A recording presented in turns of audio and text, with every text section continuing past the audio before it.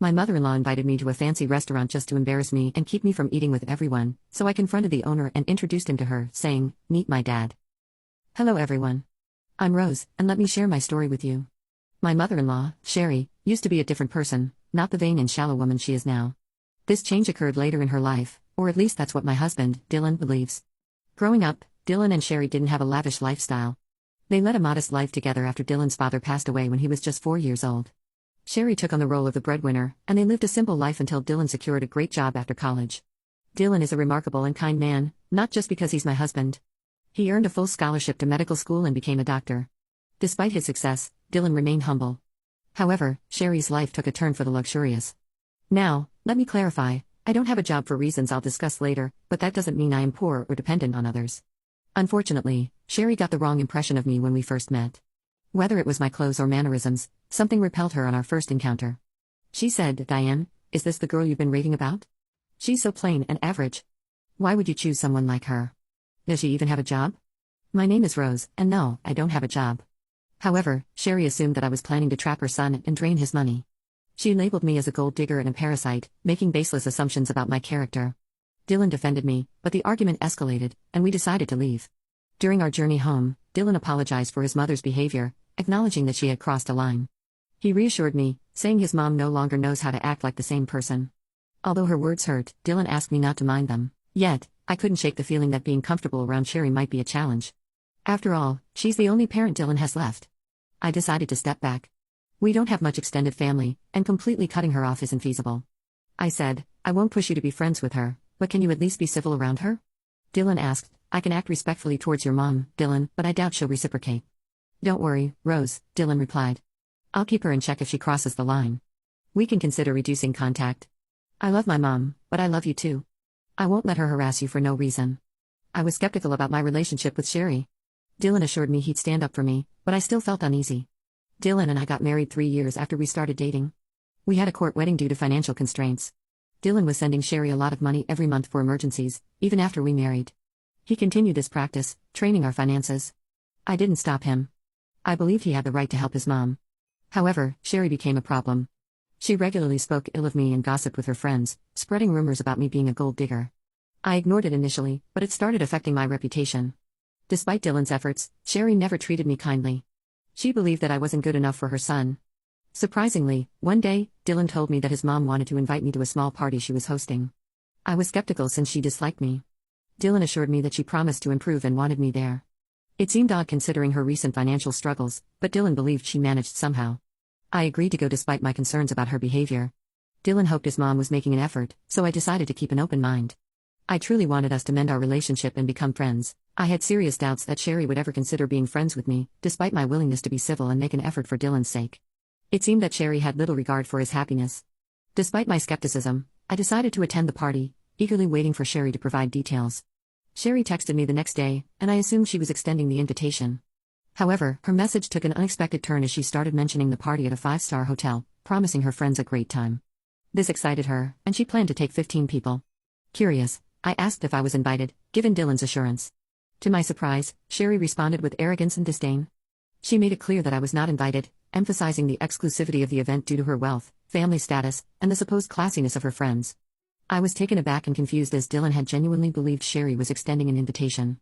I expressed my assumption only to be met with Sherry's condescending remarks, stating that I wouldn't understand the intricacies of planning such an event. I decided to maintain my dignity, acknowledging her message and clarifying that I wouldn't attend if I wasn't wanted.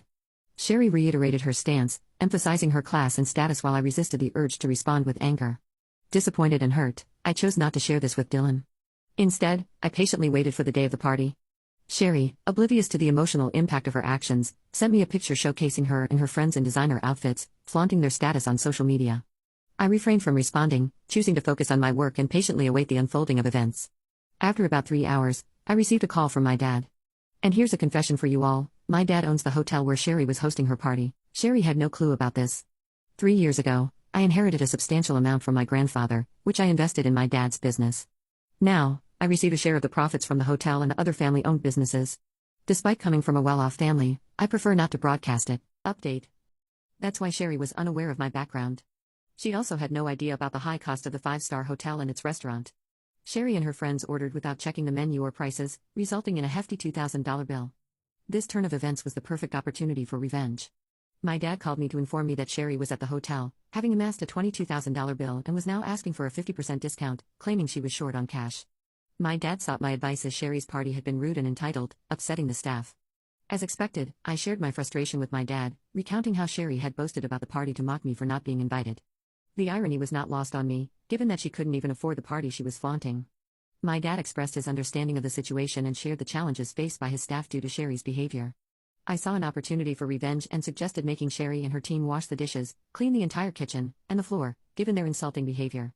I wanted to extend this revenge to include Sherry's team, who had also mistreated our staff. If Sherry tried anything foolish, my dad could call the cops on her. My dad laughed at the suggestion, giving it a big thumbs up. He even offered to share pictures of the event. It seemed like the perfect chance to turn the tables and teach Sherry a lesson about humility and respect. When it happened, I would have relished seeing Sherry face the consequences of her actions. My dad promised to follow my suggestion and hung up. An hour or so later, he sent me pictures of Sherry and her friends washing dishes and wiping the floor at our restaurant. He also shared that when Sherry saw him as the restaurant owner, she looked relieved and began telling him that she knew the owner and they would get out of the situation. To her surprise, my dad instructed her to clean his restaurants. She was dumbstruck for a while, and when she started to protest, my dad reminded her that since she didn't consider me family, he didn't consider her family either. It was a hilarious turn of events, and though I wished I was there, I did get some good pictures. After a while, Dylan came home looking visibly upset. I could tell he had heard from Sherry about what happened, and I knew she must have given him a twisted account of the events. He approached me, questioning what he had heard about my dad making his mom clean the restaurant dishes. I explained to Dylan that it was the usual norm for us in such situations. Sherry had gone to our restaurant, racked up a $2,000 bill, claimed she didn't have more than $11,000, harassed our staff, and her party had been a nightmare. I believe this punishment was fitting. Dylan seemed surprised and questioned who Sherry had taken with her and what they ordered.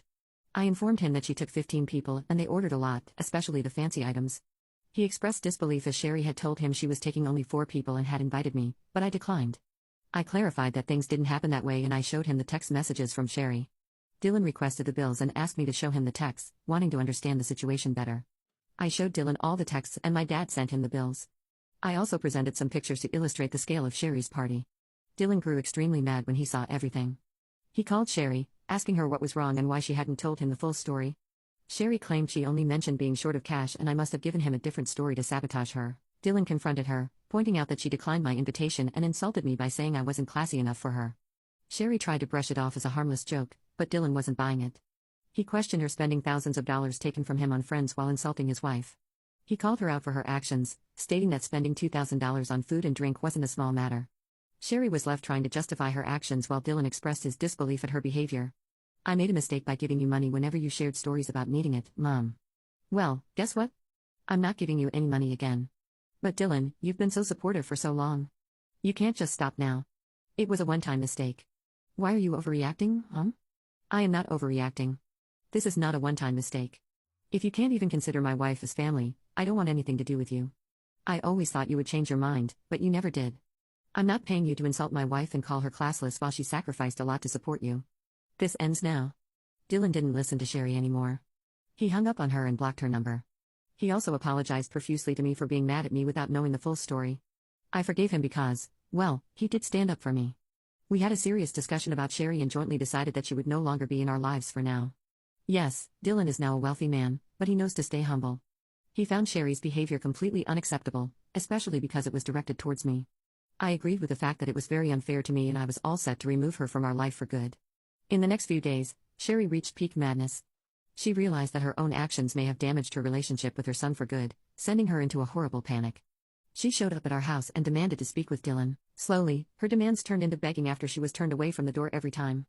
Yes, Sherry worked and earned some money, however, it wasn't enough for the high-end lifestyle she had gotten used to all these years. Dylan had stopped giving her money entirely. Instead, he invested some of his funds into my dad's business to help him open new hotels and restaurants in the neighborhood. We do plan on expanding our hotel business to bigger cities, but we'll have to see what the future holds. Since Dylan stopped sending her funds, Sherry had to downgrade her lifestyle significantly. She was struggling to keep the rented condo with her own money and ultimately decided to end her lease. She has now shifted to a small one-bedroom apartment and doesn't have any money to spend on extras after all the bill payments. How do we know this? She emails us about it, of course. She still downplays her behavior and acts like we are overreacting. Suffice it to say, she will be out of our lives for a while now. Just a month ago, I found out that I was pregnant. Dylan and I are overjoyed and busy planning everything before our baby comes. To be honest, I'm glad that my child won't be around shallow people like Sherry anymore.